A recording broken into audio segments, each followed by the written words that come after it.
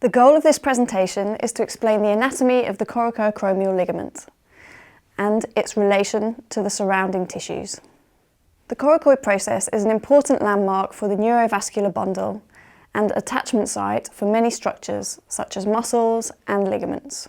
One of the tissues attaching to the coracoid process is the coracoacromial ligament, which also attaches to the acromion. The acromion and the coracoacromial ligament together create an osteofibrous roof known as the coracoacromial arch, or in Latin, the fornix humeri. Underneath this coracoacromial arch, we can find the subacromial space, which contains not only the supraspinatus, but also the subacromial bursa. Due to the higher pressures in this space, a subacromial bursa is present to avoid friction and to facilitate gliding. Both the supraspinatus and subacromial bursa are at risk in this subacromial space.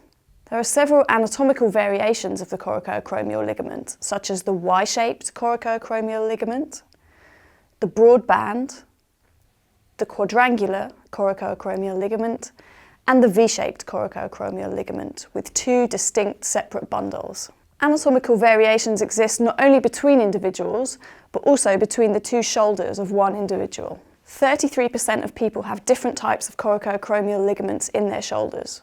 Knowledge of all of these variations is important, as it affects your ultrasound scanning and your clinical reasoning. The coracoacromial ligament is very strong, especially the anterolateral part. Enthesopathy, osteophyte formation, occurs quite frequently in the anterolateral part of this ligament. It appears that these osteophytes correlate with a coracoacromial ligament that is smaller, less divergent, shorter, and thicker.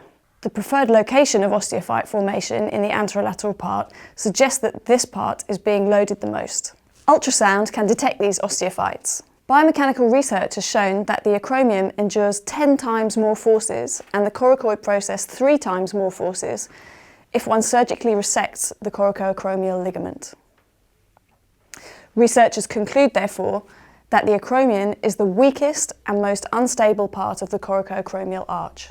If a bright light is shining on the coracoacromial ligament, you could see that the ligament has some more dense parts and certain less dense parts. The echogenicity of the coracoacromial ligament is of course affected by this fact. The more dense parts of the ligament will present themselves as more hyperechoic.